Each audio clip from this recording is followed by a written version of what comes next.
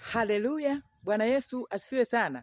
Rafiki, ninazungumza na mtu mmoja leo hapa ambaye analia sana kwa sababu amekataliwa na ndugu zake, analia sana kwa sababu amekataliwa na watoto wake na mume wake, analia sana kwa sababu amekataliwa na wanadamu. Sikiliza nikwambie, wanadamu wanapokukataa sio kwamba Mungu naye anakukataa.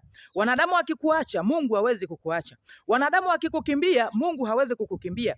Wanadamu wakikuchukia, Mungu hawezi kukuchukia. Nisikiliza nikwambie, mwanadamu anapokukataa anakupa nguvu ya kusonga mbele.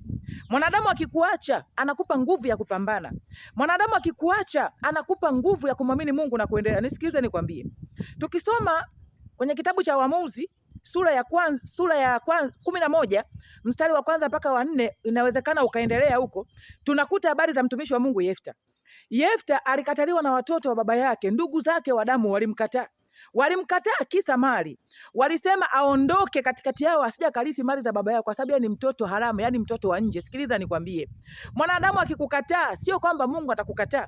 Yefta aliamua kuondoka kimya kimya, hakutaka kujibizana na ndugu zake watoto wa baba yake, hakutaka kutukanana nao, hakutaka kurumbana nao. Aliamua kuondoka akaenda mbali. Lakini ona Mungu alichomfanyia Yefta kule alikoenda. Mungu alimkutanisha Yefta na watu wengi sana waliomheshimu na kumwamini. Mungu alimkutanisha Yefta na taifa kubwa. Sikiliza nikwambie, wanadamu watakapokukataa, Mungu hawezi kukataa. Ndugu zako watakapokukataa, Mungu hawezi kukukataa. Watoto wako akikukataa, Mungu yupo. Mume wako akikukataa, Mungu yupo. Kila naye kukataa wewe anakupa nguvu ya kusonga mbele. Nisikize nikwambie, acha kujibizana nao, acha kurumbana nao, acha kutamka maneno mabaya, acha. Ondoka kimya kimya. Ukiamua kuondoka, ondoka kimya kimya. Kule utakako kwenda, Mungu atakwenda kukukutanisha na taifa kubwa. Mungu atakwenda kukukutanisha na watu sahihi. Mungu atakwenda kukukutanisha na biashara kubwa. Yamkini unachukiwa kazini kwa sababu unapendwa na bosi. Wafanyakazi wenzio wanakuchukia.